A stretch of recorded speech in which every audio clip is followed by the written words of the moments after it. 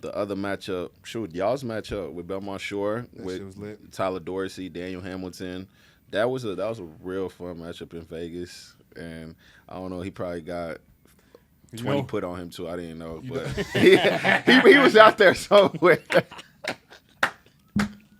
Hey, Tom was out there somewhere, but Don't play me like that, bro. No. I was a late bloomer too. I was a late bloomer too. no. But I was a utility guy. I'm not afraid to admit that. I was a hey, go lock him I want up to see the guy. film on that, yo. I just want to see Someone who's needs to out do there. the deep dive.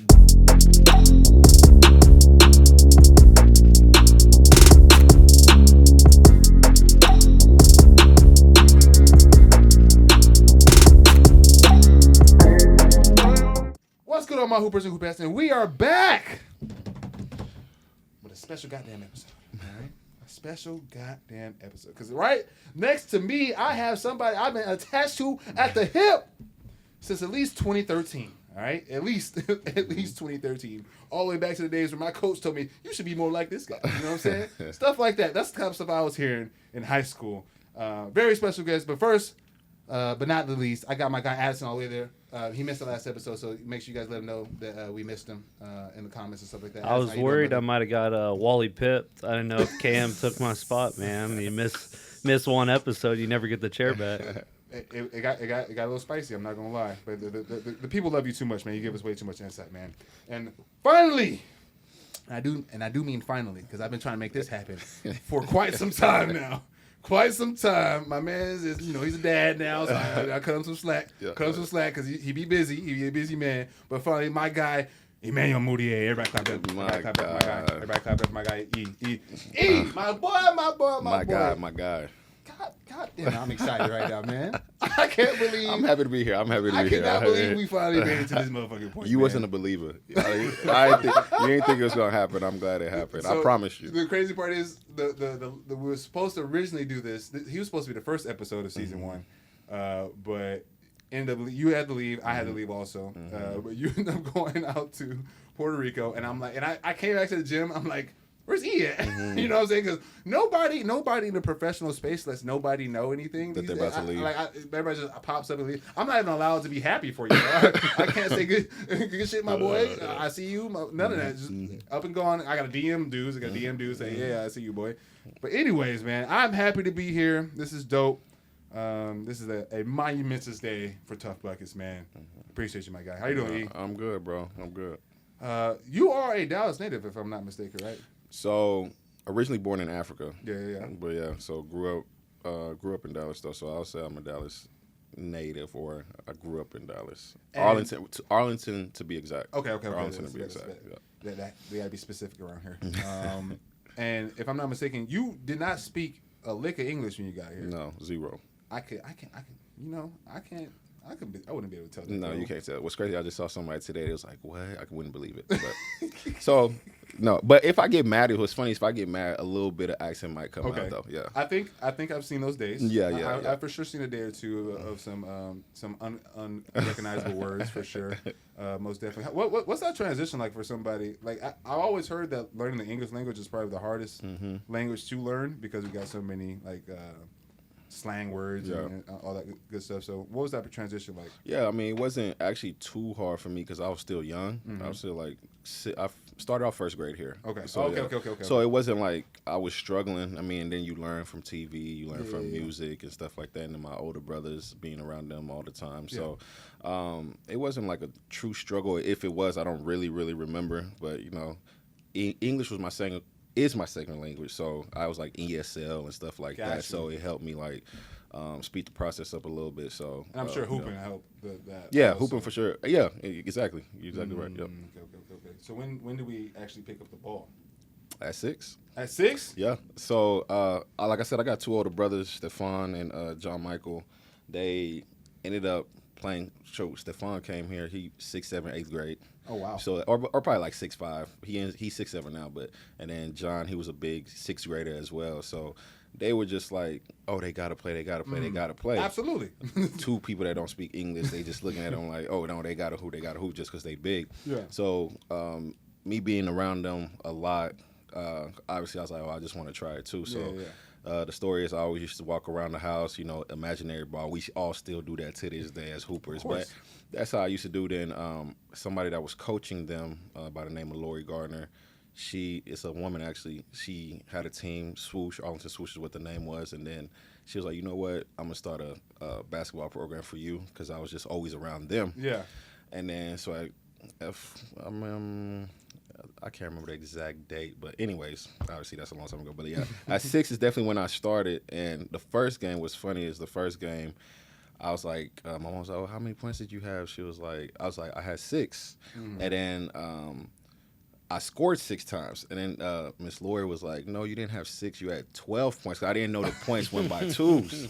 So I was like, oh, snap. So after I found that out, I was like, I started getting back like more into the game, seeing what it was, started watching a little bit. So that's kind of how it started with me at 6. And to this day, I love for the game. I'm already knowing, and I can only imagine growing up in this area because we're in the same graduating class, guys. So, like I said, attached at the hip. This area in particular, especially this area, blew up around that time. This is when Baller's Life was getting big, all the mixtape era and all that good stuff. And you, from probably middle school on up through high school, have played with some killers. Nah, for sure. Some high, especially around a lot of guys' names are inflated because of the mixtape era, YouTube, all that good stuff. Who are some of the guys that you were playing with out this way? Whew, man. With and against. Some names, way. Obviously, got to start off with Isaiah Austin. That's like my. Oh, we gonna touch on him. you already know we gonna touch on him. Yeah, so Zeke. Woo! I can't wait. Yes, Isaiah was my teammate, named by. I don't know if y'all know Michael Seaborn. Yeah. When we was younger, he was hot for sure. Yeah, for sure. Michael Seaborn, we played together. Jalon Hornbeek, Jamal Branch. And then Julius Randle obviously played against Keith Frazier.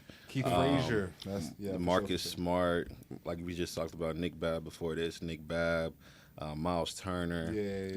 Man, the list can go on and on and on. So it's when you throw me, you throwing that question out there right now, I got to think, like really think. LeBron Nash is in there. You said Marcus Smart, so Phil Forte probably too. Phil Forte obviously was a monster. Shoot, what's crazy, Nick Banyan was on that team. He kind of gets forgot about. Yeah. He was a key piece of that team. He really was. All right, so just your class's big names: Karl Anthony Towns, D. Russ. This is around. You talking about nation then? That's what I'm saying. Oh, you want to know the nation, or you want to know the state? State and nation. If we go nation, I thought you was talking about. That's what I'm saying. Let me go ahead and with nation, I can. Our class. Yeah. I thought you meant more from the area. Like I said, Miles was out there. Obviously, Karl Anthony Towns, D'Angelo Russell. You had Jaleel Okafor. Daniel Hamilton. Yes, bro. Rashad Vaughn. A lot of people forget Rashad Vaughn. Sure forget about Rashad Vaughn was a problem. Tyler Ulis, my boy. Chris Chioza. A lot of people don't know about Mikal Bridges. He was our class. Ooh, yeah. A lot of people forget that. Mikal Bridges was our class. Devin Booker, Kelly Oubre, Stanley Johnson. Nah, our class was definitely stacked, boy. Like I said, just that 3-year period. I just remember, like I said again, because of the YouTube mixtape era.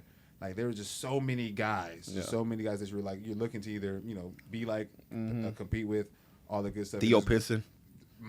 Theo Pinson. Man, I can't forget about Theo another Pinson. name drop right there. Theo Pinson. My guy Theo. Yeah, we will be seeing you soon. We will be seeing you soon, Theo. I know we will. Yeah. Theo was another one of those guys that's just like you were upset to see like. I got a story about him, and I say I shared this a lot, but go ahead. It's like. You're not in high school. Like you're not a high school player. Why are you moving like the way you are? And you're like 16, 15, years old. Like it used to make me very mad watching Theo Pinson play in high school, bro. I swear to God, it used to piss me off for sure. I'd be locking him up now though. On me. Quick story on Theo. So when I was in 8th grade, growing up here, obviously, I was good locally. Like, you know what I mean? People around locally knew me probably from like 5th grade on to 8th grade. So there was a camp called Fab Frosh. I don't know if you remember that, but Fab Frosh was the first camp I got invited to nationwide. And so I ended up, by the help of family friends, Scott Summey, Linda Summey, and them, they helped me get there. So when I got there, my brother before I got there. I'm sorry, before I got there, my brothers was like typing in names, and they was like, come see this guy, and it was this dude Duncan, windmilling down there, and he 8th grade. I'm like, dang, what college is he going to? Like, blah, blah. And then they was like, nah, that's Theo Pinson, the number 1 player in your class. Like, he's your age. And I was like, nah, there's no way he my age. And they was like, no, he's your age. He playing with John Wall at the time. And I'm like, wow. So they was like, see this? These my brothers. They was like, yeah, you trash. You sorry. Like, this is the level that you got to get to right now. You not doing none of this. So we flew to Fab Frosh.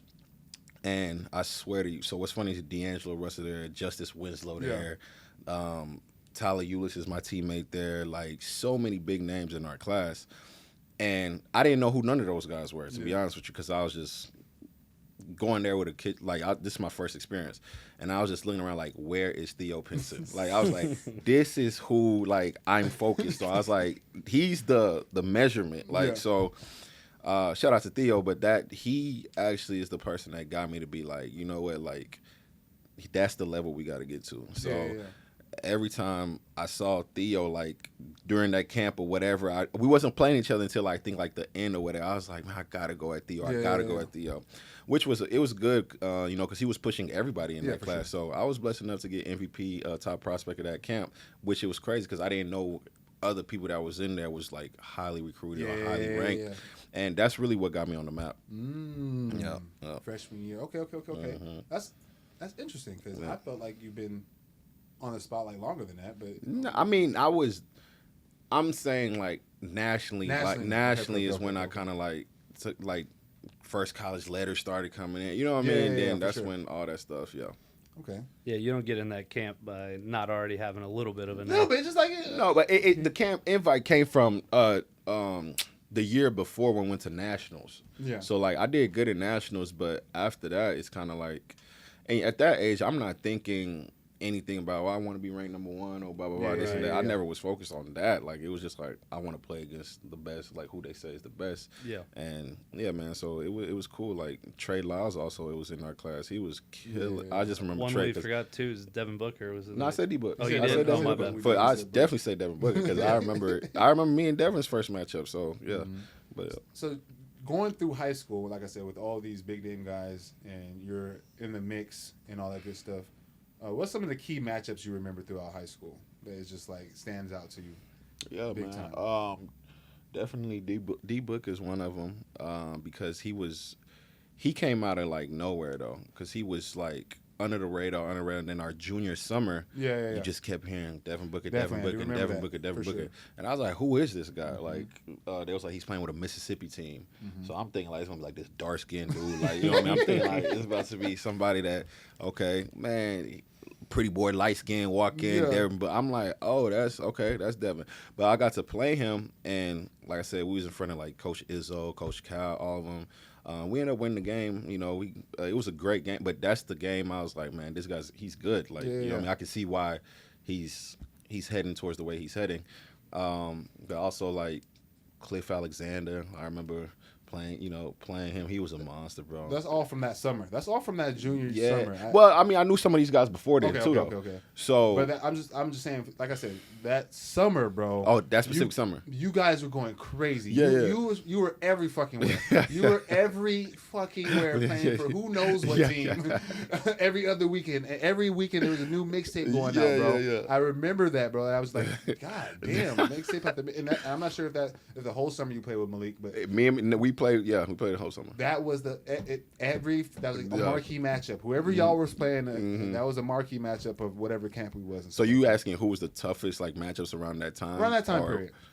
Man, that game. But that didn't have to be toughest. Just like some of the biggest ones, like some of just just pop your brain. That's what 11 years ago, bro. So I'm thinking, Miles Turner, that was a good matchup. I mean, that one. It's not me against but the game matching itself. Up, but the game itself, that's what I'm talking about. Because Miles was blowing up that summer too. Like he went from unranked to number 2 in the country, and then like I was like, yo, I know Miles. Like what's going on? Let me see what's going on with Miles. So, because the year before we was on the same team, he broke his foot. And Miles, he'll tell you he was a late bloomer. Like he really wasn't coordinated or nothing like that. So when they was like, they said, "Yo, Miles is like killing." I was like, "Miles who?" Like I'm like, so then he ended up. I finally see him. So the first half, I'm like, man, people tripping. Like what they and I like as a person, I'm always been cool with Miles. Yeah. I was like, man, I don't know what they talking about. Man, second half, he spazzed Different. out, and I was like, okay, like I see why. You know what I Yeah. mean? So that matchup was really fun. The other matchup, y'all's matchup with Belmont Shore That with shit was lit. Tyler Dorsey, Daniel Hamilton. That was a real fun matchup in Vegas, and I don't know. He probably got 20 put on him too. I didn't know, but he was out there somewhere. Hey, someone was out there somewhere, but Don't play me like that, bro. No. I was a late bloomer too. nah. But hey, I was a utility guy. I'm not afraid to admit that. I was a hey, go lock him I want up to see the guy. film on that, yo. I just want to see Someone who's needs to out do the there. deep dive. That's With it. that being said, and these are facts. These are facts. My coach can vouch for this. All right. After that matchup, after that game, I might have scored 6 points or so, 8 points in that game. my Nothing crazy. God. I literally got my first Division I scholarship offer. And On Malik- our game, off our game. Off our game. Man, we Shout out was- to Malik because you had an off night that night or something. Man. It was perceived that I locked his ass up, so I really got my first offer from that. Just by playing defense because he was cooking. He was cooking TD. He was cooking Tyler. He was like, oh god, because D Ham was guarding you. Yeah. and he was cooking. That game, those games were. The funny thing is, y'all actually, the first game, y'all beat us, Yes. and in the second game, we was down by like 20. Yes, And then yes. we Trust came me, back. I remember. I remember that clearly. Yeah, I do. It was definitely fun times. Fun times. Yeah. AAU man, fun times. Damn, man, but you man, can't believe he played me like that. He said he was somewhere on the court. That was funny. But honestly, I've always played up. So like by the time it got to our class, it was just like refs was like, damn, you still in high school? Like I'm there. They was like, you still like, because they always thought I guess I was older. But like I said, man, I've played with. Like Julius is older than me. Then Isaiah, he's 2 years older. Marcus is older than me. So like, I was so used to playing against those guys. Which shout out to them because they helped me develop way faster than I needed to develop. Prince on eBay, like he was playing with Titans and stuff at the time. So yeah, man. So I played up like a lot of people don't remember the name Ronnie Purvis. Oh, definitely. Like what? Ronnie Purvis. One leg bounce. Man, Yeah, Ronnie, for sure. Ronnie Most was a definitely. problem, bro. So. I've seen every mixtape. I remember I played Andre Drummond because him and Isaiah was the same class. Man, you know what's crazy? In high school, probably one of the best players, probably top 3. I put him in my top 3. Like best players I ever played against was Slow-Mo, Kyle Anderson, bro.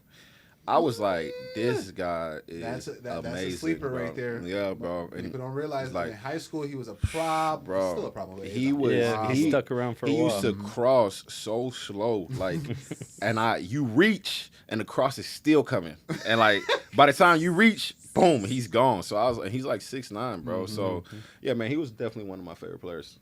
Your entire high school career, you were pretty much on the map, right? Like everyone knew who you were for the most part, but you became probably a top 5 PG, top really the number 1 PG. The ESPN wants to put it as top 5, but probably the number 1 point guard after the Reebok camp, right? And I bring this up because I was there. I saw it firsthand. You know what I'm saying? Another one of those. He was out there somewhere. Another one of those situations. I was out there somewhere. You keep saying that, or he's out there somewhere. I'm the same class as y'all. I wasn't even on that fucking class. I was in some back gym somewhere else, funny. thinking I was doing something. So That's funny. at least you're on the court, man. I appreciate that. I do appreciate that. And I remember that shit so vividly, bro. And I was standing next to. I don't remember what game who you were playing against, but you were dying. It was more so about your passing more than your overall just scoring ability. That particular game that had everybody, all the coaches, all the coaches for the camp. You know, the coaches for camp be like, man, he sees the play. He sees the play before the play. Shit like that. He's playing chess out there. But you know playing what, checkers. man, not to cut you off, but you know what's crazy? I never they never told me stuff like that though. So it's funny how you telling me stories about what they were saying, but which probably was purposely done. But I never was fed that type of information. So it's actually a good thing because you young, you don't want that yeah. stuff to go to your head. So it was probably best for me. They were drooling on the sideline. Yeah. Them motherfuckers Yeah. was drooling on the sideline. Just talk about the passing and stuff like that. And I remember after that camp, man, like that's when like you were like consistent like top point guard in the country and stuff like that. Did you feel like that? Did you feel like you was like top dog, bro? Like be honest, like you can be. No, I'm real. So one thing about I'm a competitive person. Yeah. So like the thing about the AAU circuit, obviously around, especially when we were starting to come up, it was more so okay. Under Armour's coming out. Yeah. Then you got the Under Armour circuit. You had the Adidas Nation, whatever Adidas circuit. Yeah. Then you had the EYBL circuit. Yeah. And I was so frustrated because I wanted to play everybody. Yeah. And it didn't allow you to play everybody because you had to be in like that particular like shoe market or whatever you want to call it, or brand that you in. So I told my brother like, yo, I want to play CP3 All-Stars, whatever. That's the O&M team. So I'll get with an EYBL team and go play with an EYBL team. Yeah. And then so I can match up with who I want to match up against. Yeah. If it's somebody on the Under Armour circuit, all right, I'm playing with an Under Armour team. Like, Sicko shit. yeah, it really on some like, I'm coming after you type. Yeah. So when I got to match up against a lot of those guys, it was really to measure where I was at and just to see like, who's this guy they talking about? Like, let me see what he's about. So that's kind of how I approached it. So did I feel like the top dog or whatever? I felt like I was being hunted. I knew I was being hunted. Like, no matter what, I know it's being hunted. But my goal was like, I'm trying to get to the league. Like, I don't want to get my mom out that situation. So I don't care about the rankings or whatever. But if this the guy they saying is nice, like, I'm going after him. Like, the only person I could never play was Tyus Jones, and he was like, it was me and him always, me and him. And I was like, where is Tyus? Like, I'm like, where is Tyus? And the thing is, like, Tyus can ball. Like, obviously, I'm a fan of Tyus. He can ball, but I always wanted to like measure up. Yeah. And the first time me and Tyus got to play each other was the Elite 24. Yep. That's the first time I got to be like, oh, this is Tyus. Like, you know, you hear about him, whatever, and then that's when I was like, by like I said, my junior summer, senior year. Yeah, I was confident, but you know, you've played me, bro. I'm still the same person I was back then, so it's like talking trash, whatever the case may be. So yeah, man, that's kind of how I felt. I was really like, I want to hunt these guys. Okay, so going into our senior year, prime prep. Before we do that, because Isaiah graduated before you. So me and Isaiah went to Grace Prep first. Yeah. Grace Prep first. Yeah. I apologize. ChatGPT lied to me.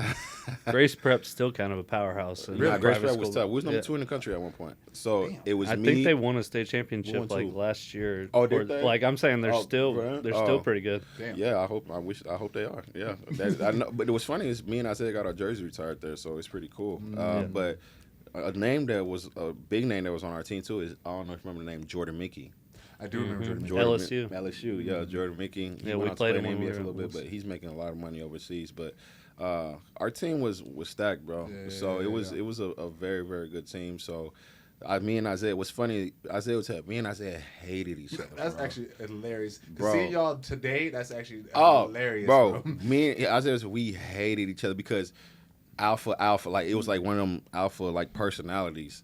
And I was a freshman, he was a junior. Yeah. So everybody telling me like, man, you supposed to wait your turn, whatever, blah, blah, blah. I'm naive, bro. I don't care. I'm like, nah, like the way I grew up is always like, nah, carry yourself like this. Yeah. So I was like, man, forget that.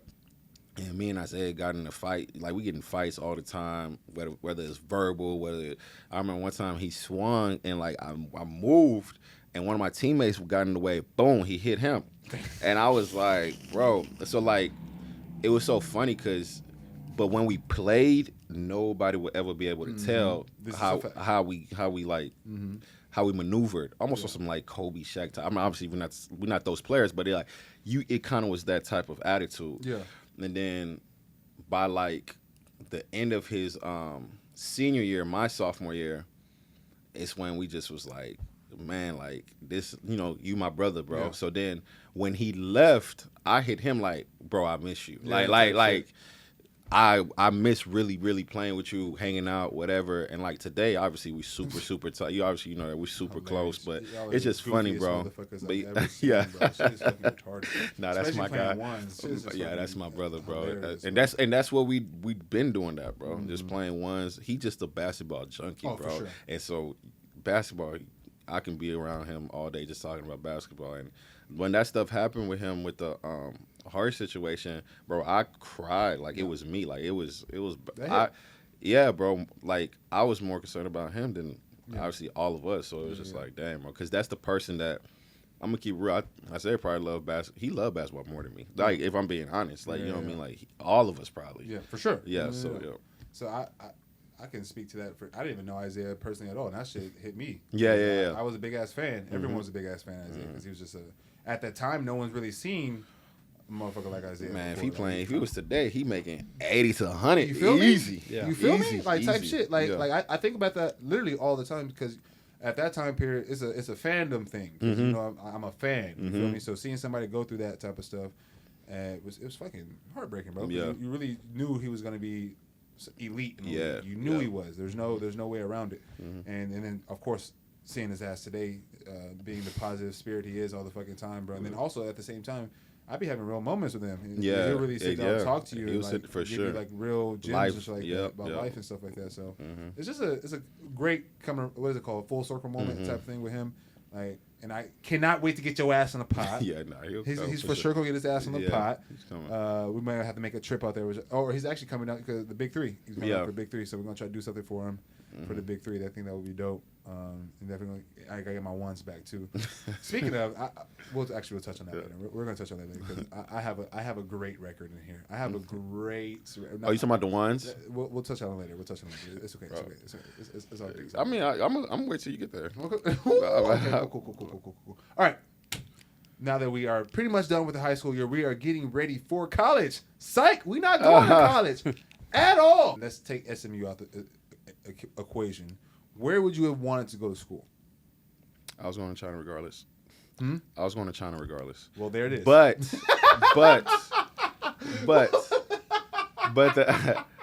the thing is, So what's funny is it came down. The last two that it came down to was Kentucky and SMU. Okay. So but it actually that story is a whole crazy story. I've talked about it a lot, but.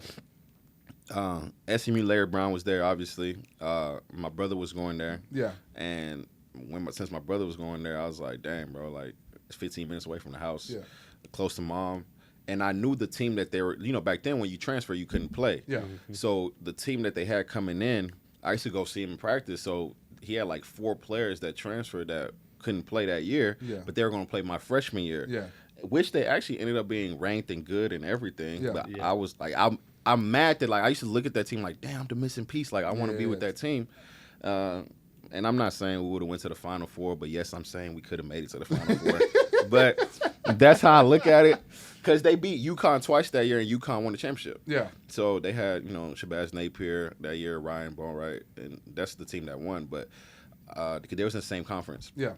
But yeah, Kentucky, obviously, everybody just assumed I was going there, and rightfully so. Like they was like that one and done wave was going like crazy, but I really did feel like the Harrison, and I forgot to say them, the Harrison twins. Oh shit! They was in high school. They was a problem, and I was like, man, the Harrison twins. I know. I just had a feeling like, man, they're going back. Yeah. And I was just like, man, I want to play right away. Like, even though you had to compete or whatever, but I knew it was gonna be like. It's tough to play for Cal. It was such a logjam. Devin Booker came off the bench. They played that little platoon. They 5-on-5. That was that year. So I would have been. That was so the year they went 38-0. As soon as I said I'm going to SMU, Tyler committed like 2-3 days later. Tyler Eulis, that is. But the funny thing is, everybody was waiting for me to make the decision to see where I was going to go, to see what was going to happen. But. I love Larry Brown to this day. That I always call him like a godfather to me or whatever. So that's my guy. And to this day, we talk on the phone, man. Love you. Like he gives me always great advice. I wish I had that type of connection. Dang. But yeah, and he didn't. And the question is, he didn't even coach me. So that's what made me feel like, this is a genuine like guy. And for me, it's all about relationship. The relationship is surpassed basketball. So that's why I chose SMU. But. Didn't go. So what happened was basically I went to, you didn't even talk about Prime Prep, but Prime Prep, that's Deion Sanders' school. Facts. So shout out to Deion, everything he going through too. But I remember with that school, loved it, bro. But our school wasn't. There was this other guy that was kind of messing up everything. That was supposed to take care of the legal part of like the school work, like the credits and all that. And our school was having like getting credit issues done and stuff like that. So could you really qualify for for college and stuff like that? So I passed the ACT and everything. Everybody thought I took a whole bunch of money. Didn't take money, and it's funny because I really did not take money. Now I don't know what was going on around me, but me personally, I didn't take any money that I know of. But so then, dang, what happened after that? My bad, that threw me off. But after that, Larry called me and was like, hey, they're saying like you might miss the first 18 games. And I was like, you know what, bro? Like, I had this China offer too. I was like, man, my goal was to go one and done anyways. Yeah. And, I hate school. I'm not even going to lie to you. Like, I hate school. So I was like, man, I'm not about to go. 1.2 is loud. Man.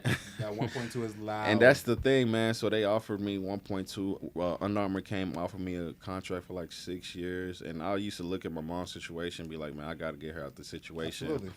And it was a no-brainer for me, bro. Yeah, so too much thought. It was a no-brainer. I knew I was going to be there only 6 months. Yeah. Culture shock for sure when I got there, but I was like, let me, And that's upsetting because I always figured that China or the Asia market would be like a fun place for American players, but I've heard no good stories yet about. Not that it's bad. It's just like you said, it's just a culture shock. You just like it's hard to adjust to. It's the basketball. I mean, the basketball part's easy, bro. Yeah. Like basketball is a universal language. You can go play ball anywhere. Yeah. But it's the living. It's the stuff that you don't see. So it's like, Asian people coming to me, rubbing my skin, like, yo, like, never seen black people before, probably. So it's like, it was just, and what's crazy is I actually love the China market, though. Yeah, like, the fans are great. Yeah, like, basketball-wise, it's amazing. And, the food took some time to get adjusted to, and I think that's just what the fuck do you eat? Yeah, I tried to eat Panda Express, like, for, 10 days before I left. I got over there, I was like, yeah, this is not Panda Express, bro. So, like, that's how you prepare yourself? That's how I try to prepare myself, and it was just like, yeah, that's not it, bro. I was over there, like, I won't Panda Express. Where's the chow mein and orange chicken? Exactly, bro. Not that serious, that's how I felt. Man. Get ready for it. Y'all don't have any Beijing shrimp. Nah. that walnut shrimp was not happening, bro. That's literally 10 days to get ready. Yeah, bro. That's actually funny. That's great. What's the first thing you bought when you got your? I got my mama a house instantly. Yeah, no, for sure. That was definitely my priority. And what's funny is my mom, she always used to show me, she keeps like a lot of my letters and stuff. Yeah. And one day she, it's framed in her house, she showed me, she was like, remember this? And it was like letters from like second grade and stuff like, oh, I'm going to the NBA, I'm going to buy you this, blah, blah, blah. And it all came to pass, which is truly a blessing, man. That's so, fire. Yeah, thank God for that. That's super cool. Yeah. Instantaneously. That's fire. That's dope. Yeah, bro. Love that. Okay, so if I remember correctly, we got an ankle injury out there. Yeah. Is that what happened? So we didn't get a chance to really experience a full season out there, but you did have some good games. Yeah, 12 games. 12 games. 12 games. 12 games. Damn. And a lot of people don't even know that. I remember keeping tabs, but there wasn't like a ready for at least my level of understanding a way for me to keep tabs of your games and stuff like that. Like you had to hear it from like whoever was watching you for your draft stock and all that. And what's funny is and what really pushed me to leave back then, if you looked at the draft like stocks or whatever, they had me going number one. So like to get drafted number one. Yeah. And then when I got hurt out there, it's kind of when it started dropping. So I was like, dang. So yeah, I only played 12 games. The numbers was good, but I was out for like 3 months. Were you? I think we talked about this a little bit at the gym, and I think it'll reflect more of it as we get into your NBA career and stuff like that. But do you think just going out there, instead of going the college route, do you think you missed out on some things? Like the structure of basketball, you were just basically given an opportunity to play pro, but I think people always forget that you learn a lot of stuff in college. You learn a shit ton, and it might go under the radar when people look at NBA players and stuff like that. But your whole structure now and learning how the game is played is learned through. Nah, for sure. I'm not gonna most I regret it because of the financial situation it brought me out of, but I do wish I got that.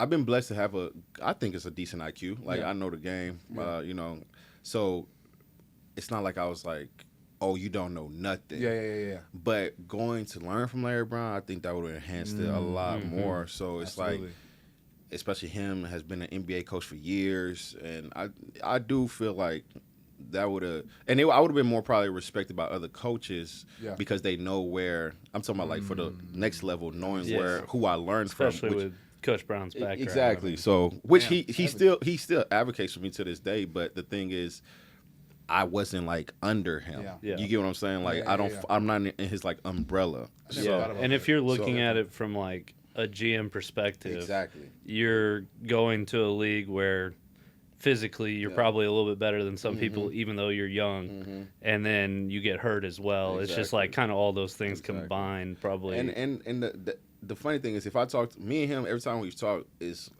hour plus conversation and life, basketball, family, whatever. But like just having that conversation, and I've been blessed to be that type of player. Like you just have to talk to me, show me something one time, and bam, I can like apply it. So it's not gonna take me 5 weeks, 6 weeks, whatever. And I've been, like I said, I've been truly blessed to be able to do that. But like that's one thing I do, like to your point, I do think would have just helped me out even more. Because when I did get in the NBA, like my rookie year, I was like, and what's funny, everybody always says like, which is weird. They say like, yo, nobody can ever speed you up like this and that. But I'm like, that first year was, I'm running with a chick, like a chicken with his head cut off, bro. And it was so good for me at moments and like learning points for me at moments. So I think that's what happened. That you have to go through. Yeah. Literally that you have no choice but to go through the learning curve and all that good stuff. Okay, let's talk about what I really want to know is because to the date, as of right now, you are our highest drafted player that we've had on here, and I am, of course, Hoop Dreams. Everyone has had them. Hearing your name called, especially being and knowing that you're probably, like you said, going to be a lottery pick for the most part. The anticipation of that, knowing that I'm probably going to, my life is about to change again. This is the second portion of it, the real portion of your life being changed. Like, what's the anticipation process of, like, what are you thinking? How's your day to day? Like, what's going on at that time period? During the process of the draft. The draft. The draft, like, combines. And stuff right like after you left China up until, like, you know what I'm saying? Yeah, so I left China around March. And then I actually came to LA. I was over there in LA working out for the combine. Another point when we met. Oh my gosh, what? Yo. I was in the same gym with. Oh yes, you was with Gio. Yes, shout out to Gio, man. Shout out to Gio. He watches all of our stuff. Oh, he does. He does Man, he gotta hit me. I ain't talked to Gio in a minute, bro. For sure, we attached at the hip. I'm trying to tell y'all, man. Yeah, that's crazy. What part is that again? I always forget. What part of California is that? I have, it's the hill. It's the valley. Valley. There you go. It's in the valley. I forgot exactly where. But yeah, man. So that's kind of. I left. I was working out there, and you know, I'm hearing, okay, you're gonna go 1 through 4, like that's your range or whatnot. And I only worked out for the first 4 teams. Fine. So I worked out. Minnesota was number 1, Lakers was number 2, Philly was number 3, and number 4 was New York. Everybody, I don't know why everybody assumed I was going to New York. That's why I don't know why everybody was thinking that. But so I ended up, fast forward to draft night, I ended up going to those workouts. Workouts was cool. What's crazy, Philly actually promised me. Like, really? They was like, yeah, man, we're gonna take you, blah blah blah. That's what they were saying. So got to draft night, and then on draft night, I'm like, okay, like Philly probably is gonna take me. So then, but nobody, like, everybody knew Carl was going 1 for sure. Everybody knew Carl was going 1, but like 2 down, it was like in the air, like you just didn't know like where you was going. At least 2 to 5, like you didn't know, but you knew some of the names that was like supposed to go. So Lakers, we thought that they was going to take Jalil. Yeah, everybody did. So they took D'Angelo because D'Angelo had a great. His freshman year was crazy. He had a great year, and then number 3 was actually Philly. So what happened is, Joel Embiid didn't play his first year, and then he didn't play his second year. Remember, so the second year, he had a foot problem. I can't remember exactly what it was, but as soon as that happened, they panicked, and it was like they didn't know if Joel Embiid would play basketball. Would play basketball. So they was like, okay, we're taking Jaleel. Like, which they love Jaleel. Like, Jaleel kill. I'm a big fan of Jaleel, by the way. Absolutely. That's my man's. But he ended up killing. At least this is on our insight of it is, okay, you're going. So they took Jaleel, so we was kind of like thrown off. Yeah.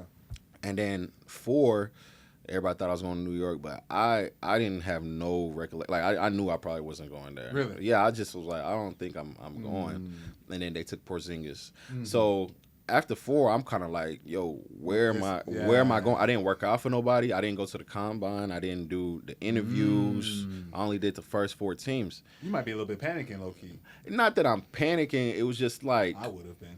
Nah, I for sure I knew I wasn't panicking, to be honest. Like, I'm telling you the truth. I was just like, where? If I'm being honest, I looked at the board, and I was like, yeah, I got to get to Miami. Like, I was like, I want to go to Miami because they're number 10. Yeah.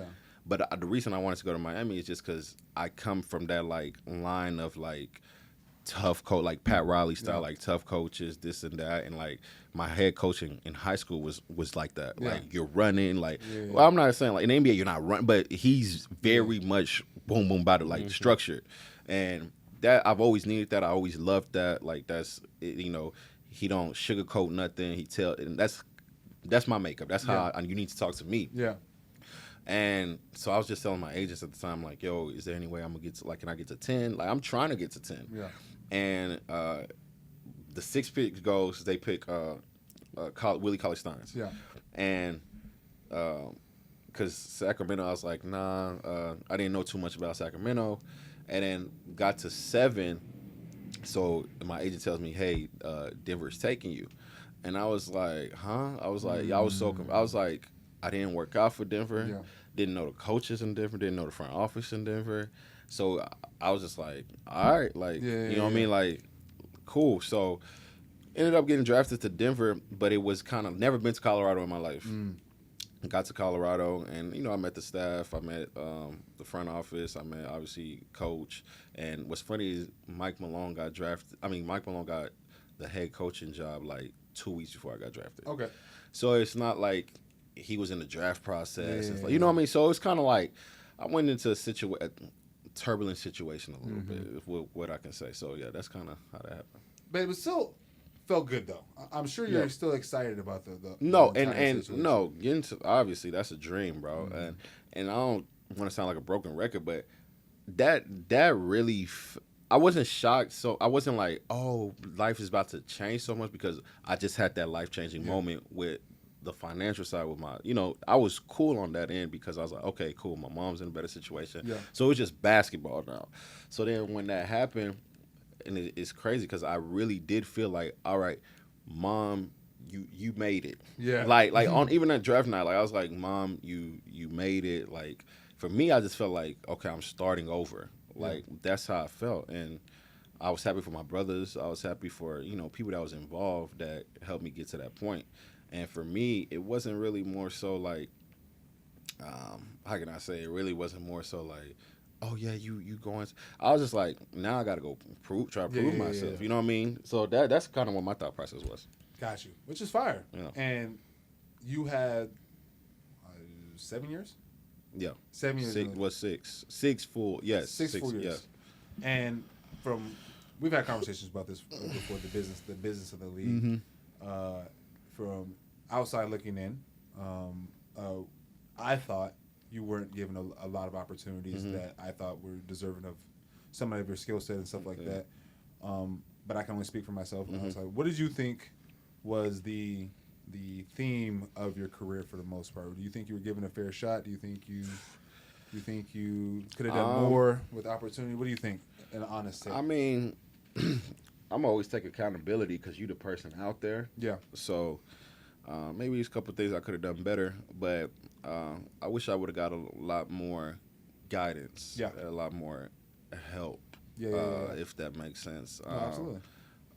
Yeah, I mean, you 18, 19-year-old kid, you coming in, you know, you playing against other grown men that you starting as a rookie. Yeah. Like, you know what I mean? So it's like you being able to start as a rookie, eyes are going to be on you from not your teammates and your teammates. Yeah. So it's like, yeah, man, it was kind of a weird situation, but when I was out there, I tried to do the best I can. You know, in my career, I'm averaging double figures. Yeah, so it's like it's not. We're gonna get into that. Yeah, For it's sure, still a blessing to do what I do, but I think there's a lot more in the tank and a lot more I could have obviously gave. When I met you, bro, like when we actually like became Mm-hmm. like acquaintances and friends and stuff like that, I remember you were. I wanted to ask you like are you about to get back in the league? Are you about to like continue that chase for the league or whatever? And you basically said, no, I'm not even in that mindset to even like pursue that. And it kind of like hit me in the chest a little bit because, you know, of course, for somebody like myself, that's all you ever would ever dream of is being able to do that and knowing that you're good enough. For sure, knowing that you're good enough to do it and have already been there. It surprised me to hear that you even said that. And then we got into more conversations about it and how you said it's not. Sometimes it doesn't even matter about how good you are. It's really just about the situation For sure. and the business of the league and stuff like that. And you put me into perspective of that. For sure, you're the first person to ever put me in perspective of that. And how it can literally, it can drain you. Yeah, no, but what's funny is I'm gonna give you your flowers though, unfortunately. But yeah, I'm gonna give you your flowers though because in that time, that's what like 2-3 years ago, right? Yep, so yep, like around that time, yeah, I was like, man, basketball, like the politics of it, kind of just like basketball has always been my baby, bro. Yeah. Like I love basketball, but the stuff that I couldn't control was what was just like eating me up inside for a while, man. And honestly, when COVID happened, it kind of like I was like, whew, like I was like, man, like I don't have to deal with what I'm dealing with because, like I said, I've said this before, like if somebody's making 30-40 million a year, you're making, let's say you're on minimum making 5 million, whatever the case may be, even if you're outplaying that person, like basketball, you're outplaying. The investment, they always gonna go with the person that they invest in, money wise, until that person figures it out, or if they don't, we're still rolling with them. Like you know what I'm saying? So it's like that part was the hard pill to swallow with the basketball because I felt like you're not treating basketball like basketball. Like it's the business part of it that you're.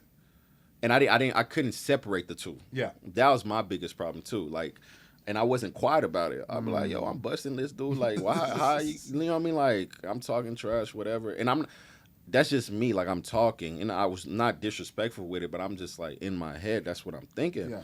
And I got teammates coming up to me like, man, we know what it is. We see what it is. Like, and in Denver is really tough because I would play. Let's say I have 17 in 3 quarters. Yeah.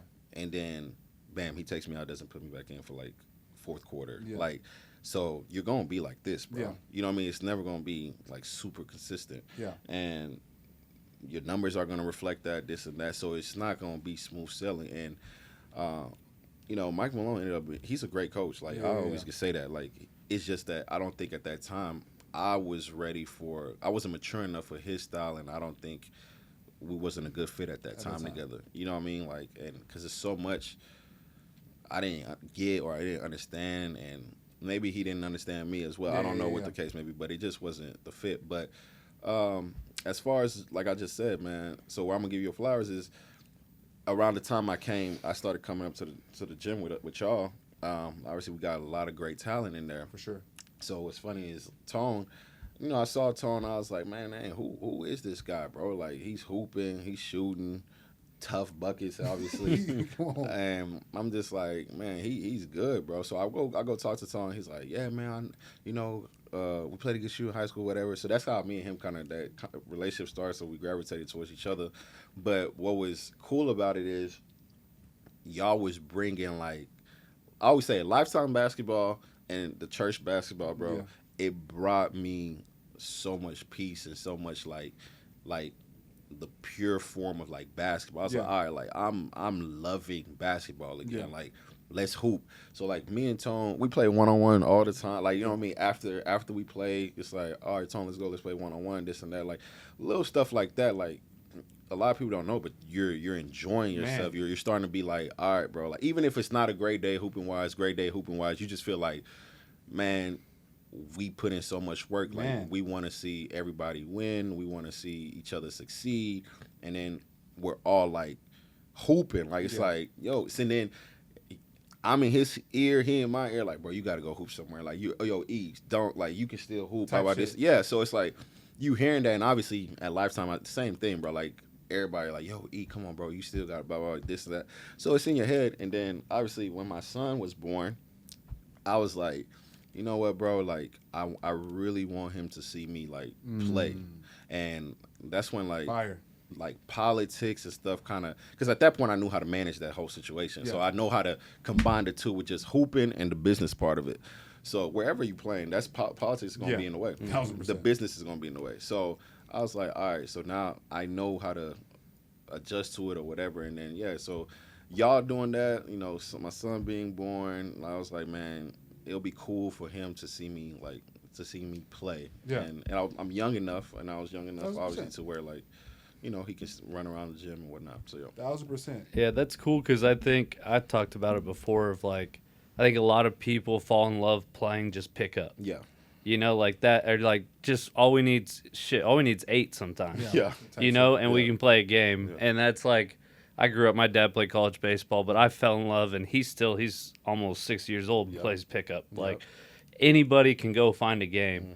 And like, I think for you, it sounds like that took the politics out of it. Yeah. It made you fall back into like how we start falling in love with the game It's of fun. just competing, and then like you're trying to bust each other's ass, but then you go grab a bite after, you know, and just talk about everything else. And it's like, I've talked about it with my brother. He's moved kind of all over with work and stuff. It's like, as guys, we just go to the gym. You can make friends. Like his wife struggled with making friends. You know, it's like. But for him, he's like, no, I just found a men's league. Like, I got my buddies now. Exactly. Like, that's just just the beauty of the game. And it's cool to hear, like, how you kind of, like, the NBA and the politics of it can, like, really fuck up your mental to where just going back to where it's simple. Exactly. And is a lot beautiful. of people, I consider myself super mentally strong, especially with my situations that I've been through in life. But it's just, like, it was one of the moments, like, man, enough is enough, bro. Yeah. Like, because it was so much I was putting in. Like, I had a coach tell me, E, like, he called me into his office. He was like, E, you did everything I told you to do. You did everything this organization has told you to do. You've outplayed your contract. So he was like, but I got to run with this guy. Like, I got to roll with this guy. So just be ready for it.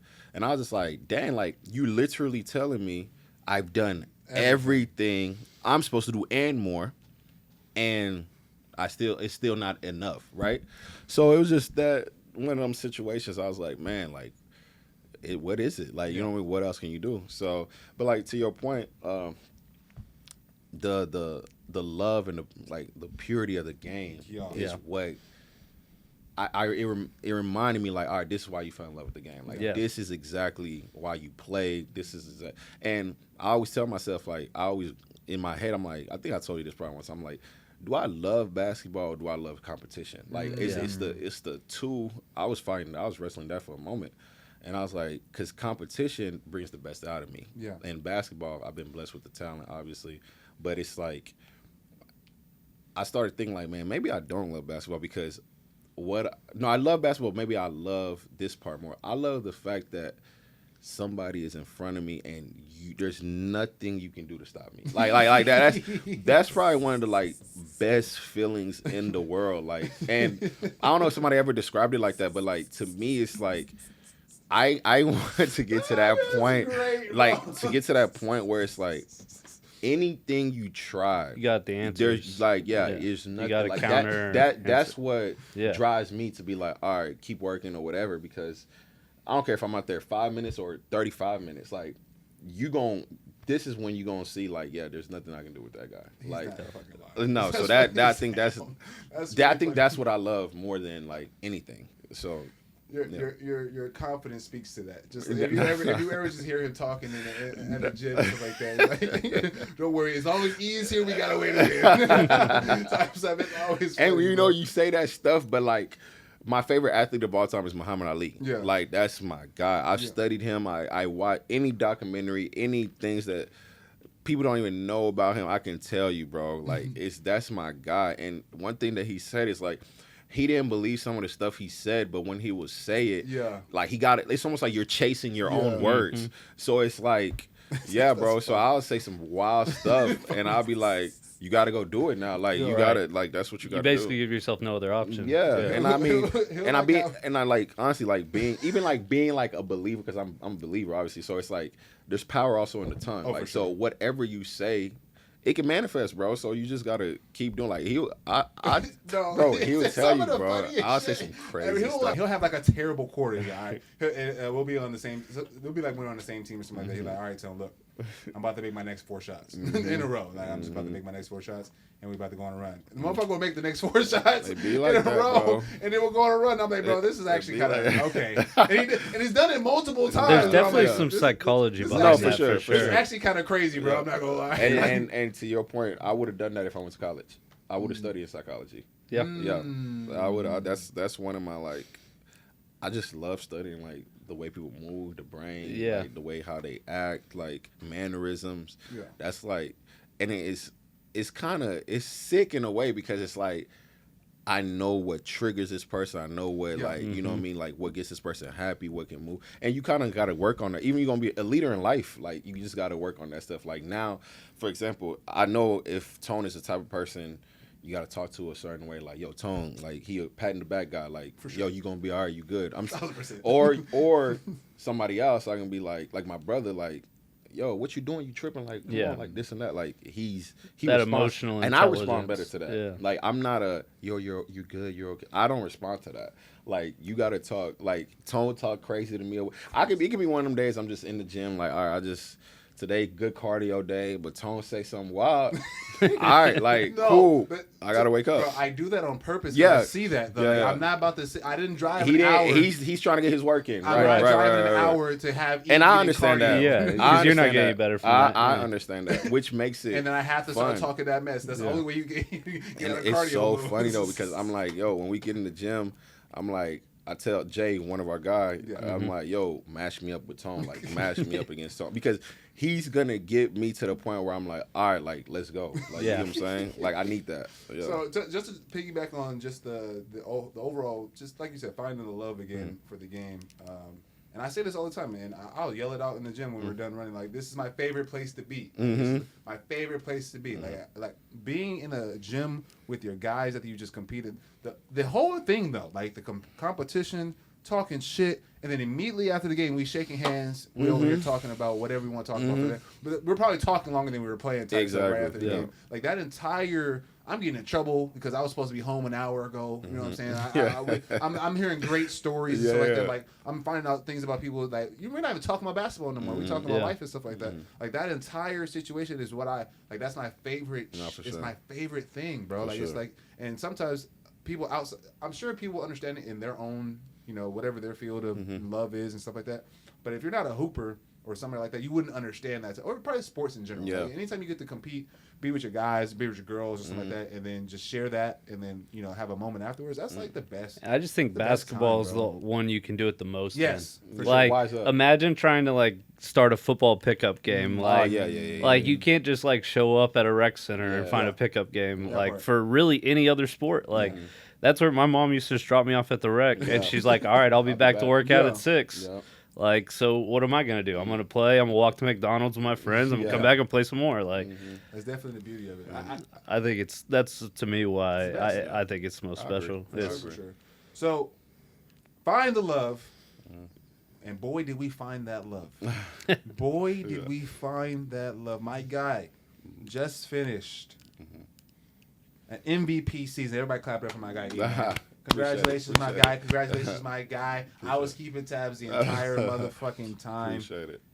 Big game after big game after big game. And this is not no bullshit league. There's a lot of big name guys in this league, bro. A lot of ex-pros, a lot of ex-NBA guys. And took home the MVP. How was that? What is that feeling like? Like you said, we are back. We love the game, man. And it accumulates, is that the word I'm looking for? To a MVP season. I know we played, the year before also. But this year being like, motherfucker, I'm back. That's how I view this. As soon as I saw that shit, like I said it in the post. I'm more hype. I'm probably more hype than you are. And I told him he's right. I'm probably more hype than you are for this, because that shit was so. I just went back to the moment I asked you about this shit. Like, yo, bro, we getting back into it, like type of stuff, and then, until you leaving and not telling me you left and shit like that. I still feel some type of way about that. Guys, let your people know that you're going out of overseas. Let Tone know. Some Let people, Tone some know. people Just care. let Tone know. Yes, Yeah. let Yeah. Tone know. Yeah. Jared too. Like let motherfuckers know. Motherfuckers care. All right. To an MVP fucking season, bro. I was so fucking hyped for you when I saw that shit, man. Again, probably more hyped than him. So tell me about that. Tell me about this season, and that. You know, how you felt about it, bro? Yeah, man. I mean, not trying to get too like spiritual or whatever, but like I was just in a great frame of mind spiritually. Like I said, I'm a believer, Team Jesus, obviously. Yes, sir. So yeah, so like shout out to God, obviously. I was just super at peace. Yeah. Like my family's there. Yeah. And it was great, bro. And as far as like the basketball part of it, shout out to Caradias too. I got the hat on, but they were amazing, bro. So I wouldn't say. I mean, every time you go on the court, you're on a mission, but Yeah. I think me just being free in my mind, Yeah. is what, like, no distractions. Everything was smooth sailing. Like, it's what made me have the season I had. Yeah. And I think just going out there, like we said, finding the love again. The competition was at an all-time high level. Yeah. Like you said, man, it's like 25 ex-NBA players that's there, or 25 players that can still play in the NBA today. 1,000%. Without, like we just said, all the politics stuff that's happening, these players can still play. So that league is definitely on its way up. Yeah. I think it needs to get more respect than it has gotten. But yeah, man, my teammates was great, and they put me in a position to be who I am and what I do best, and that's just play free, make plays, and like I said, man, I honestly don't know. There's nothing that really changed besides just my mental. Yeah. Like that's a big thing. Yeah, is the thing. Like it's not like I was in the gym more or less, whatever, this and that. Like it was just like, all right, like it's just one of them days. Like you said, I can have a bad quarter, but every new shot's a new shot. Yeah. Like my brother, he said something to me like probably like I was playing the NBA at the time, which was crazy. Like I took 21 shots one game. Mm-hmm. It's a lot of shots, bro. So then he came to me and he was like, "Hey, tell me all the shots that you took." And I only remember like 5 of them. Yeah. And then he was like, "See, that's your problem." He was pissed. He was like, "That's your problem." And I was like, "What you mean?" He was like, "Every shot you take should have a meaningful importance, like, to what you're doing. And, like, you should be not putting stress on that shot, but, like, every shot's that important." Yeah. And, bro, that changed my life, bro, because I wasn't the most efficient player at the time. Yeah. I was low 40s. Yeah. So it wasn't like, so I was shooting them, but, like, it just wasn't, it was from all over, not getting to my spot, whatever. Yeah. And then when he said that, bro, it stuck with me the rest of my, like, career, rest of my life. And I was like, so every shot now that I take, like, if I take 15 shots, I can tell you all 15 that I took, because this is a fact. Yeah, I've seen you do it before. Yeah, for sure. So it's just one of them things, and like I came back one summer, and me and my trainer at the time, Donnie, he was like, "All right, give me," because I used to just spin all the time, spin, and I was like, I called him, I was like, "Yo, I gotta get like more moves, like I gotta get something to where like," and he was like, "All right, pick 2 spots where you feel like you can go 8 out of 10 like every time." And it was the 2 elbows, like the right elbow, left elbow, and then the little charge circle well, like right before the dotted lines or whatever. Trust me. And then I know. So I was like, man, that's where I feel probably the most comfortable. Like no matter what, hand in my face, it don't matter what it is. It's snowing, it's burning, whatever. Like that's where I feel like I can make those shots, because I'm a bigger guard, broad shoulders. So I was just like, I feel like I can get that shot off every time. Fucking release. Yeah, so fucking wrist ass fucking release. And he helped me with that, bro. That's all. And then he told me, like, so we repped that out like all summer, bro. And then obviously threes at that time, I was more so like, time, catch and shoot, whatever, like mid 30s, like low 30s, whatever. And then, but he always used to tell me, like, bro, you can actually shoot. Like, he was like, you just don't shoot enough. Mm-hmm. Like, so if you shooting 2 threes, like every game, you make one, you miss one, whatever, like it's going to total up, and it's not going to be like the best percentage or whatever.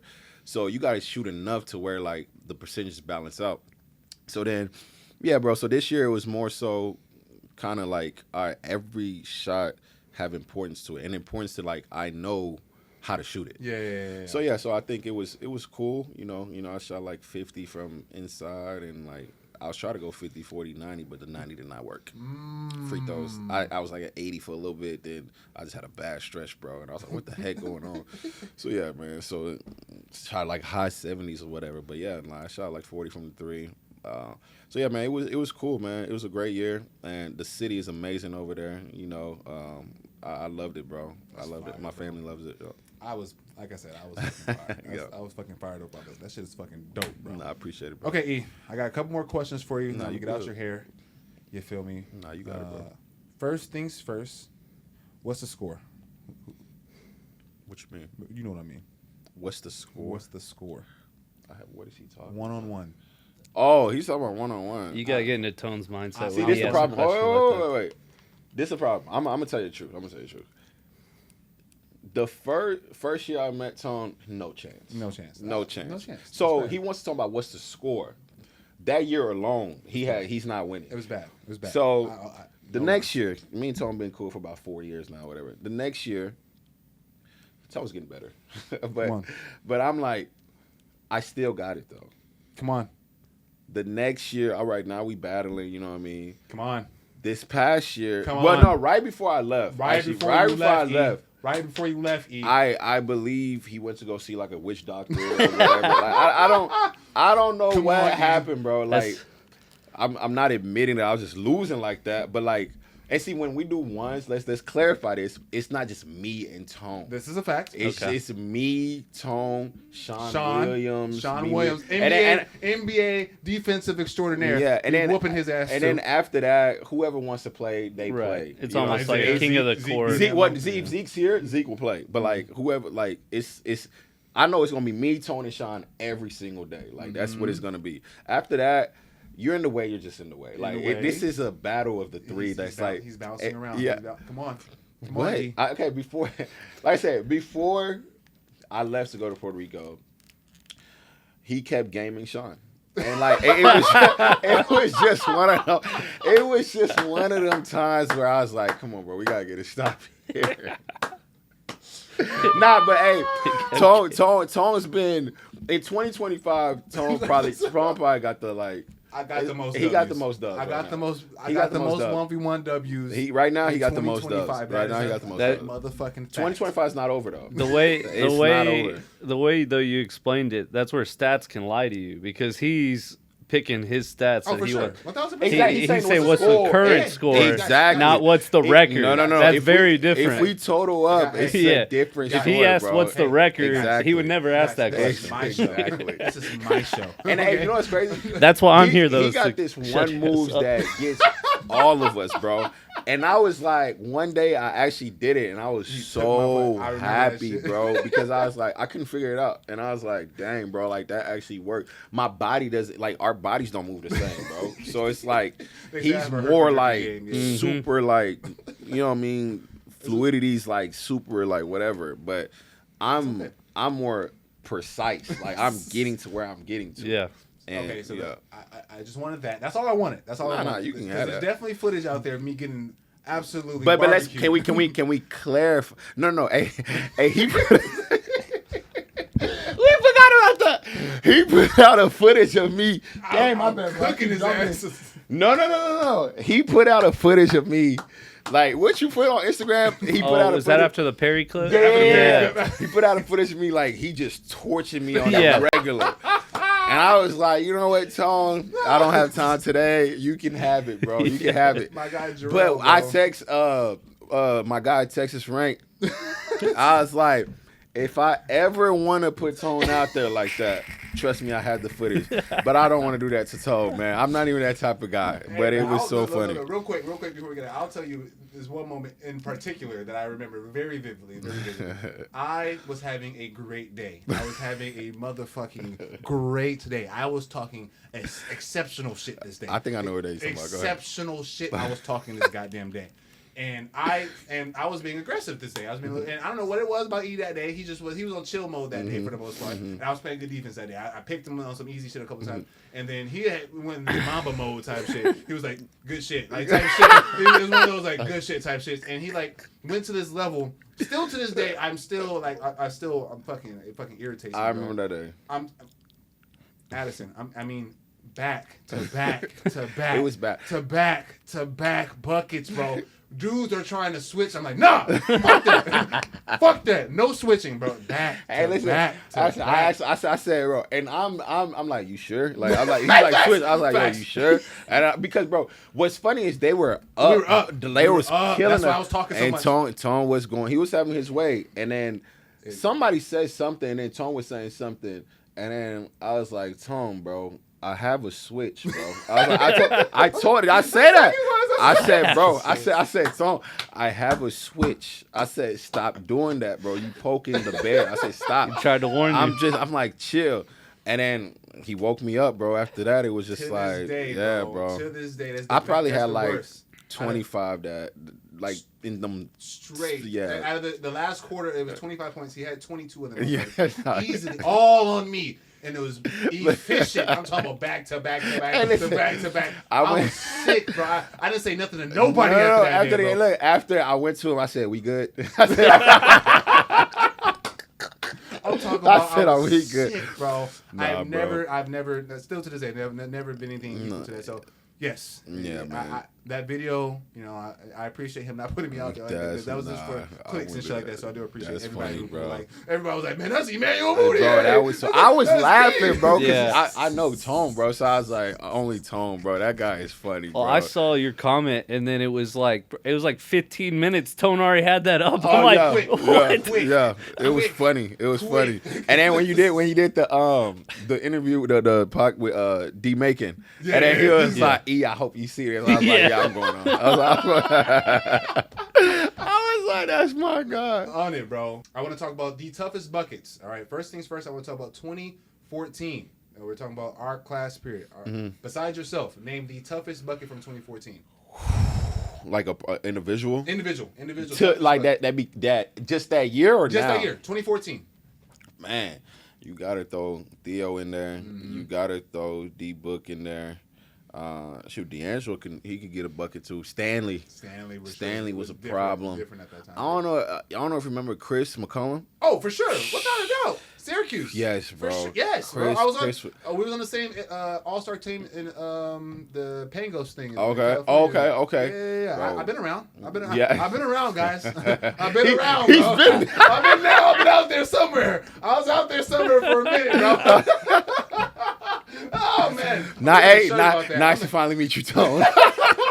I'm making a shirt all day. I was just out there you've been around. No, that's what's up, bro. And bro, first time I seen Tone, I was like, bro, where did you hoop at, bro? Like, cause he's nice, like you know what I mean. So I was like, damn, bro, where did you hoop, bro? But I actually got to answer that question because, like I said, I was that class. Yeah, go ahead. But Justin Jackson, was so silent but deadly. Best floater. Yes. And by like top 3 I've ever seen. So bro. First time we had a big tournament in Georgetown, my hometown, that my dad helped run, and he was a homeschool kid out of Houston. Yep. And I had to go to I had practice in the morning, like we played that night game, but everybody's playing in our gym throughout the day. And my dad's like, dude, there's this skinny 6'8" kid that just scored 44 this morning. Oh my! And we're freshmen. Yeah. Like I'm not playing. I'm there, but I'm not playing. Yeah. And he's scoring 44, and we ended up playing them the next year in the third place game of this tournament. Didn't he get like player of the year at North Carolina or something? Yes. Yeah. And he won a national championship. But yeah, that's the one that stuck out to me. I was like, I just remember watching him even before 2014, and he was... Nah, he was a problem. His floaters for real. 6'8" didn't dunk anything. Bro, top 3, I always say top 3. In our class, for sure the best, but top 3 best floater I've ever seen, bro. Including NBA players. Yeah. I'm serious about that. Another Texas guy, too. Man, Tyler was tough, bro. Tyler Eulis was, bro. He was another... What's funny is, bro, at that camp, I was like, me and him was like, yo, we're going to the same college, bro. Sure. Like, we was like, because at that time, I was like, I didn't know... Am I 1? Am I 2? They was trying to put me, but I could always pass.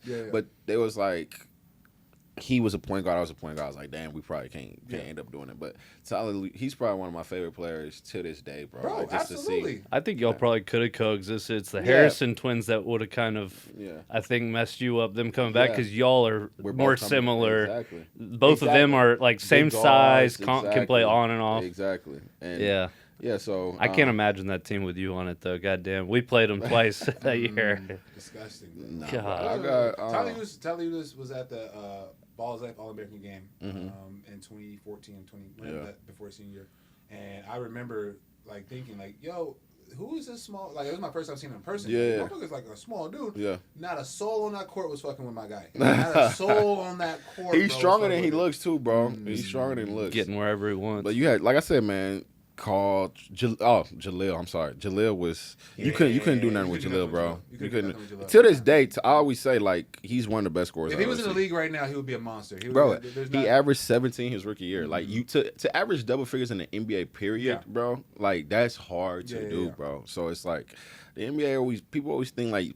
People be thinking like you can watch it and be like, oh man, I'll go out there, I'll kill, blah blah blah, and probably more so now because the game has changed. But back like when I was coming in, bro, it was like you playing like players like Zach Randolph, them type of dudes like Mark and Zach Randolph on the same team, Mike Conley, Tony Allen. Like I played Tony Parker's the hardest person.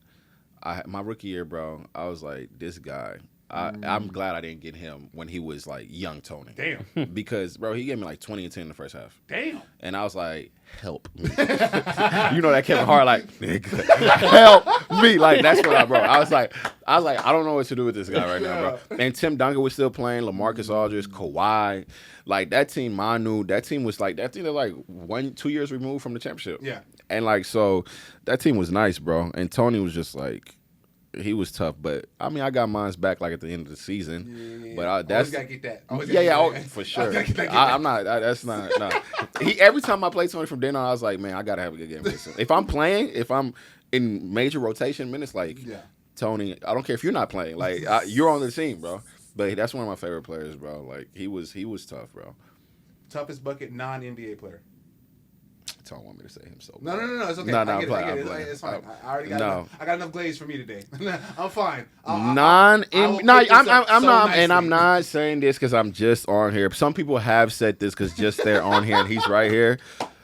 Someone's like top 10. I'll give him top 7. Top 7. Because we play one-on-one so much, bro. So it's like, but non-NBA, man, I've played a lot of people, bro.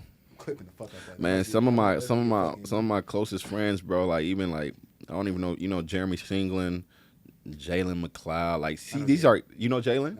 Man, me and Jalen play one-on-one all the time. So these are guys that like Tone, he's up there, he's in there. So it's just like, man, it's not. Well, if I'm being honest, are we considering Isaiah an NBA player or not? Ooh, fuck. Nah, he's an NBA player. So okay, all right. I'm giving him an NBA standard. So you give? There's no way in hell. No, he was going for sure. There's no way he was going. Still be in the league right now for sure. I don't believe. But since Isaiah hasn't played one game, Isaiah's number 1 for sure. But he's an NBA player though. And I've also beat him too, by the way. But Michael Seaborn was tough, man. Michael was super tough. You remember that name? Yep. Yeah. So that's one of my closest friends, bro. So I think we went to high school together. Didn't Sig bring him up too? Yes, he did. Who? Jason Sig. Oh, yeah. You know Uno. What, you bring him up? I don't know. Same thing. Talk about I think he just gave him a shout out for being bro. Y'all don't understand, bro. Like from 4th grade to 8th grade, he was like number 2, number 1 in the country. Like you remember Tony Upchurch? Like them two was going back and forth, bro. And then Michael broke his foot, and then our sophomore year he tore his ACL, but. He was, man, he coaching now at Monmouth University, but that dude there, bro. It got to, me and him had a, we went to high school together, obviously, so one day we was playing 5-on-5 with our team, obviously we practicing, and we going back and forth with the team. It got to a point where me and him, like, we weren't passing, and it was just, like, guarding each other. Yeah. The true story, bro. The team cleared off, went home, like coach was like, y'all go home. Me and Micah still from the time the drill started, me and him still playing one-on-one, full court, fouling each other hard, scoring, like talking crazy. And it's like that's like my brother, bro. Like our birthdays are like I'm the 5th of March, he's the 6th of March. So it's like, and we've been knowing each other since we was 5. All right. 5 and 6. So yeah. So it's like he was tough, man. Alex Robinson. Alex, my guy, got Alex him on here too, bro. Yeah, bro. Yeah, It's a lot of people, man. That non-NBA. That's a hard question because there's so many. Shoot, Crab can hoop, man. Crab he's can gonna hoop. be on this week, actually. Crab can hoop, bro. Yeah, man. He can hoop. I haven't got a chance to play him once yet, though. Yeah, we've had some battles. Okay. Only thing that we didn't touch on, your rookie year was also Jokic's. Obviously, with the career he's had and the character he is. I don't know if y'all saw he won a horse race and he celebrated harder than the championship. Yeah, that's funny. So I just made me so mad. Why? It made me so, because I'm like, I looked at my bank account. I'm like, how much I love the game of basketball. This man, and they showed, and the post I saw compared it to his championship. Yeah. It's hilarious. I'm like, he really does treat the NBA like a day job. And I'm like, fuck, but that's fucking fire. And it's funny because the internet would try to spin it like that's weird, but that's really who he is, though. Like, one thing about him, probably one of the best teammates I've ever had, and I'm not just saying that lightly, bro. And the thing with him is this is documented, bro. I swear to you. We played a Nike Hoop Summit together, and it was my Nike Hoop Summit team was crazy. It was me, Jokic, Karl Anthony Towns, Trey Lyles, Brandon Francis. I don't know if you remember that name. Brandon Francis. Clint Capella was on that team. Okay. So anyways, long story short, you practice for a week before the game, and during the week, you got all the NBA scouts like right there, all 30 teams. And this is actually how I got projected number 1 to come out, because I had like a great week and then I had a great game. Yeah. We lost though, but it was just one of them situations where, but Jokic was like killing, bro. I'm talking about like not to the magnitude that he is now, but it also like that's still his game is his you're game. seeing the signs of kind of what he did, bro. I was like, I was calling him Baby Dirk at the time during that week. I was like, give it to Baby Dirk, this and that. He could barely speak English. I called my brother. Both my brothers. I was like, bro, I found the next Dirk. I was like, I know y'all say you're gonna be surprised, but I'm telling you, he's gonna be the next Dirk. And they was like, all right, whatever, this and that. So he gets drafted by Denver that year. So he got drafted before the year before me, stayed over for 1 year. Yeah. And then when I got drafted, he came over with me. And what's crazy is like me and him, like he'll have flashes, this and that, and then my brother would be like, "Damn, bro, like I thought you said." I said, "Bro, y'all don't see the stuff I see every day, like you know what I mean, like." And that's what people don't understand. Like in practices, there's so much like there's more wow moments than there is in the games. Yeah, because he's getting more opportunity to kind of show what he can do. Playing exactly, and it's like. Because y'all had Nurk too, bro, right? Our team was stacked. Like you have 2 European. Me, Nurkic. It was Jokic, Gary Harris, Will Barton. Gallinari. Yep. Wilson Chandler. Yeah. No, we were stacked. So it's funny because every time the trade like deadline was available, everybody would like call our teams. We want because we had like 7 people averaging double figures. Yeah. So it's like you never knew, and that's also what the problem was with our team though. Yeah. Because you never knew. Gallo was our guy, but then it was like, all right, Gallo can have like 12 this game, but Jokic had 25, or like you just never know who's the guy that was gonna. But we had a lot of talent. But like I said, man, Nikola, he was the person that like we had a meeting one game and like. So players was like, all right, we're playing through Nikola. Like the people was like, they was like, that's where we're going through. And then he took off, bro. And he didn't. It was funny is he didn't even become an all-star with me on the team, bro. Really? I was with him for 3 years, and then he became an all-star his 5th year or 4th year or something like that. But then after that, bro, it was over. Like he went crazy. But he got like a couple triple doubles when I was there. And then, but he can. But it was funny because when he would get the ball. It's like Mason Plumlee was on that team too. So when Mason can pass too. Yeah. When he'll get the ball, like everybody kind of just barely cutting. When Nikola got the ball, bro, everybody was like it was like the effect. Like we used to watch it on film. I used to be like, because there's a belief that you can get the ball though. Yeah. Like he's gonna make the pass. Like nobody knows it's coming, but you running like this though. Like you know what I mean. You running looking like almost like a quarterback. Yeah. And I was like, bro, he's made a lot of people some money. No, Yeah. for sure. Yeah, he's like a Jason Kidd type, like at the center position. Yeah, it was his 4th year he made. Yeah, his so right first the All-Star. year I left. Yep. I was like, damn, Nikola, bro. What's crazy is his numbers really didn't even change from the year before. But, I mean, he was averaging 19. He averaged 20. He averaged 1 more assist and the same amount of rebounds. yeah. He was doing that the year before. Just no one was. Because when Denver's I was, not the biggest with him, market. when I was with him, I think he was like 16, like the third year. The third year, he averaged 18 Yeah, and a 18, half that yeah, year. yeah. I rounded up to 19, Yeah. but Okay. I mean, only a 1.5 difference Yeah, from his All-Star year. I mean, exactly. he's really doing it. See, I was already. only with him half the year. Yeah, that was the year you got traded. And what's crazy is like around that time, everybody's like, bro, don't ask for the trade, don't blah blah blah.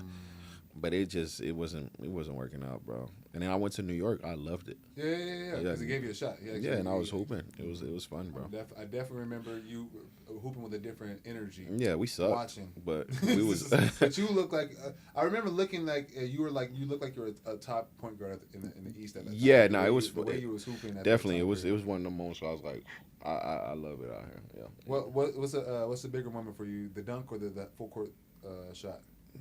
You on Temple. You know what dunk I'm talking about, bro.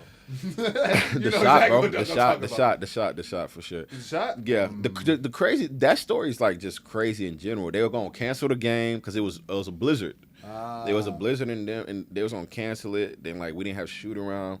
We was sleeping in. They was like, we're gonna have the game. And I just came out like you could tell like people kind of didn't want to play a little bit, this and that. And I'm a rookie, so I'm like, shoot, I'm taking it. Yeah, I want to hoop. I'm taking advantage of it. So then I ended up like, my best memory for that was like, I was actually hooping that game. It wasn't like, oh, here, get the shot. It was like, nah, like, give me the ball. I want to, like, I'm gonna shoot it. So I always loved those moments since I was a kid, bro. Because you make it, cool. You miss it, you're hated. But it's like, I don't care how y'all feel. Like, you know what I mean? I'm thick skinned. I don't care about none of that stuff. Fire. Yeah, bro. Addison, you good? Yes, sir. E, you good? Yeah, I'm straight, bro. Man, I do appreciate you, bro. Nah, This for is sure. fine, bro. Yeah. I got a lot of content I'm about to be tagging and posting up on my shit for everybody to Yeah. see. You know what I'm saying? A couple replays and shit like that of TUF Bucket shit. You know what I'm saying? My ego is definitely at an all-time high. I do appreciate you. I do for appreciate sure. that, bro. No, my bad. There's actually one thing that I didn't want to say for you though. Like I am happy for you, proud of you, bro. Because we used to talk about this, like after hooping, we used to be like, man, we need a podcast. We can get a podcast. Yeah. And Tone actually followed through with it, man. So I'm happy to see the success, bro. And hopefully this thing takes off, which it will. And y'all doing it the right way, Addison. Nice to meet you, obviously. So Appreciate I'm it. happy for what y'all doing, man. So shout out to y'all. I wanted to be a part of it for sure because one, Tone's my guy, and two, just it's heading towards the right direction. You've had some real good people. I've been paying attention, so it's cool, man. And I think we've talked about it. It's important that guys like yourself that are successful are invested in it and see what it's about because some of the things that you said, even the thing your brother said. Yeah. I mean, I coached in college basketball for 9 years. I've never heard anybody talk about remembering every shot. Yeah, man. And when I go train kids, I'm going to go bring that to them. So yeah, bro. I just think sure. there's so much knowledge that y'all gain and the way y'all approach it now compared to probably how you did it in high school has completely changed. And you did good things along the way, and you do things that you probably want to get better at, you know, and That's everything in between is what makes it a beautiful game, a beautiful for process. Sure. So if I could go back and talk to like my 25-year-old self, 24, whatever. Every year you're growing, bro. Yeah. So, I mean, you know that too. Even as a coach, whatever the case may be, you're learning. Sometimes you got to go through those and make those to. dumb decisions. And bro, and it's funny though because I actually would not change nothing that's happened. Yeah. Because it's made me a better person off the court. And we always talk about it, you know, too. Like basketball is really a life lesson, bro. Yeah. So it's like that's why I always encourage all parents to put their kids in sports because that's where you're gonna learn structure. You're gonna learn discipline. You know what I mean? Dealing with adversity. Exactly, bro. There's nothing teaches you better than sports, bro. I agree. Yeah. So, yeah. And we will be keeping that the trend going on this way. All right, my guys. Yep. We're running on 2 hours here. We're gonna do a lot of editing. We're gonna have to make sure this is nice and digestible for everybody. Maybe cut it up to 2 parts or something like that, like LeBron be doing or some shit like that. But again, I do appreciate you. Appreciate everybody tuning in. We're going, bro. We rolling all right along. Big summer. Still got more big things coming in ahead. Make sure you like, comment, subscribe. You know the things I need you to do. Like, comment, and subscribe. Please, for the love of God. Because the thing is, y'all watching. I see you watching. Like just press that button. Just man. press the button. Just subscribe. Come It's on, right help there. your boy out. Yep. Please. Your boy. Deuces.